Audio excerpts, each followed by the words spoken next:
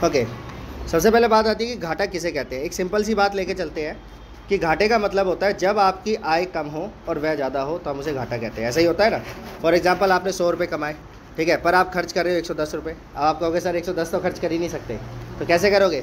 10 रुपये का उधार कर लिया आपने, तो ये घाटा कहलाएगा आपका, ठीक है। तो हमेशा जब व्यय आय से ज़्यादा हो, क्या बोला मैंने? व्यय आय से ज़्यादा हो तो उसे हम बजटीय घाटा या बजट घाटा कहते हैं। क्लियर है बात? तो यहाँ पे एक परिभाषा लिखी है बजट घाटे की। वह स्थिति होती है जिसके अंदर सरकार का बजट व्यय सरकार की बजट प्राप्तियों से अधिक होता है। याद रहेगा? तो ये पे जो मेन वर्ड है वो ध्यान रखना है। क्या? बजट व्यय किससे ज़्यादा? बजट प्राप्तियों से अधिक होता है, ठीक है। तो यहाँ पे एक फॉर्मूला बन जाता है। फॉर्मूला क्या बनता है आपका? बजट घाटा बराबर कुल व्यय, ठीक है, माइनस कुल प्राप्तियाँ, ठीक है। जब इन दोनों को माइनस करते हैं तो आपको एक चीज़ दिखाई देगी कि बजट व्यय ज़्यादा है बजट प्राप्तियों से। एरो लगा हुआ है, एरो दिख रहा है, हाँ। तो इससे हमें पता लग जाता है कि बजट घाटा हो गया। अब बात आती है कि बजट घाटा कितने प्रकार का होता है। हम नॉर्मल घाटा कहते हैं तो उसके प्रकार नहीं होते, पर जब हम बजट घाटे की बात करते हैं तो उसके प्रकार होते हैं। तो बजट घाटा कितने प्रकार का होता है? बजट घाटा 3 प्रकार का होता है। पहला होता है राजस्व घाटा, दूसरा होता है राजकोषीय घाटा, और तीसरा होता है प्राथमिक घाटा। क्लियर? याद रहेंगे? एक बार जोर से बोलो। ठीक है, राजस्व घाटा, राजकोषीय घाटा और प्राथमिक घाटा।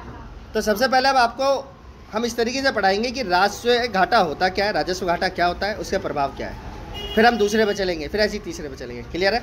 ओके, तो सबसे पहले बात आ जाती है आपकी राजस्व घाटा किसे कहते हैं। तो इसके अंदर सभी प्रकार की राजस्व व्यय तथा राजस्व प्राप्तियों को लिया जाता है। याद रखना है, केवल राजस्व, ठीक है। कौन सी नहीं ली हमने? पूंजीगत नहीं ली। दिमाग में रहेगा, पूंजीगत नहीं लेनी है, केवल राजस्व व्यय और राजस्व प्राप्तियाँ लेनी है, ठीक है। तो इसी को हम क्या बोलते हैं? आपका राजस्व घाटा कहते हैं। तो राजस्व घाटा जो हम शॉर्ट फॉर्म में एक फॉर्मूला बनाते हैं, RE माइनस RR, दिख रहा है? RE का मतलब क्या है? Revenue expenditure. RR का मतलब क्या है? Revenue receipt. जब दोनों को माइनस करेंगे तो घाटा निकल के आ जाएगा। पर इसमें भी सेम वही शर्त है, क्या? कि आपका व्यय आपकी आय से ज़्यादा है, राजस्व प्राप्तियाँ राजस्व व्यय से कम है। क्लियर मेरी बात? यहाँ तक समझ आ गई? गुड। कि राजस्व घाटे के प्रभाव बताइए, ठीक है। तो राजस्व घाटे के क्या क्या प्रभाव होते हैं? पहला प्रभाव होता है आपका सार्वजनिक कल्याण की हानि, ठीक है। सार्वजनिक कल्याण का मतलब समझो। जहाँ तक आप जानते हो कि सरकार हमें बहुत सारी चीज़ें जो है मुहैया कराती है, ठीक है। फॉर एग्जांपल आपको जो फीस है उसमें छूट दी जाती है, रोड बांध पुल बनाती है, और कुछ नहीं तो खाने का सामान तो प्रोवाइड कराती है। फॉर एग्जांपल गेहूँ देती है, अनाज देती है ना। पर अगर ये घाटा लगातार बढ़ता जाएगा तो सरकार ये व्यय नहीं कर पाएगी। समझ आई बात? तो इसका प्रभाव क्या होता है कि सरकार ऐसे कल्याणकारी व्यय को कम कर देती है। किसके कारण? राजस्व घाटे के कारण। तो पेपर में एक क्वेश्चन आ जाए कि राजस्व घाटे के कारण क्या प्रभाव होता है, तो पहला प्रभाव यही है कि इससे सार्वजनिक कल्याण की हानि होती है, सार्वजनिक कल्याण को बंद कर दिया जाता है, क्योंकि ये जो व्यय है वो बढ़ता जाता है और सरकार इस व्यय को पूरा करने के लिए सार्वजनिक में कटौती कर देती है। समझ आ गई बात?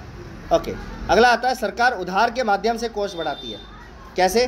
क्योंकि जब सरकार के पास पैसा नहीं होगा तो कहाँ से कुछ काम करेगी, तो क्या करती है? उधार लेती है। उधार 3 जगह से लेती है, आप जानते हो, RBI से, शेष वित्त से और भारतीय जनता से, लोगों से, ठीक है।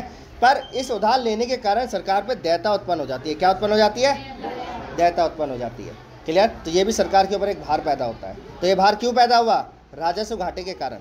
ना राजस्व घाटा होता ना भार पैदा होता। क्लियर है मेरी बात? ओके। इसके अलावा तीसरा पॉइंट आता है सरकार विनिवेश के लिए विवश होती है। तो विनिवेश के लिए कैसे विवश होगी? सरकार को क्या करना पड़ता है? सरकार अपने सार्वजनिक उद्योगों को बेच देती है। यहाँ पे एक मेन याद रखना है, सार्वजनिक उद्यम, ठीक है। तो यहाँ पे लिखा है हमने सार्वजनिक उद्यम के स्वामित्व में परिवर्तन था। स्वामित्व का मतलब होता है बेच देना। तो ये जो है बेच दिया जाता है प्राइवेट सेक्टर को।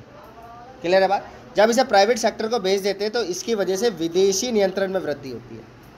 क्लियर? तो ये भी एक बहुत बड़ा प्रभाव है। क्यों? विदेशी नियंत्रण होगा तो क्या करेंगे? यहाँ के बाज़ारों में अपना अधिकार जमाते चले जाएंगे। क्लियर है बात? तो ये भी क्या है? हमारे राजस्व घाटे के प्रभाव। क्लियर हो गया?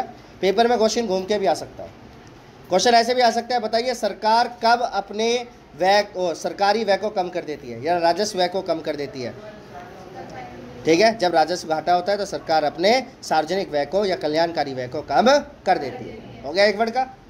क्वेश्चन ऐसे भी आ सकता है, बताइए कि सरकार जब घाटा हो रहा होता है तो किस प्रकार उसमें सुधार का कार्य करती है? तो ऋण लेकर। समझ आई बात? ओके, तो ये ध्यान रहेगा, इसे नोट करो यहाँ तक। ओके, नमस्कार। द ब्रिलियंट स्टडी सेंटर से गौरव त्यागी। लाइक करें, सब्सक्राइब करें। Thank you.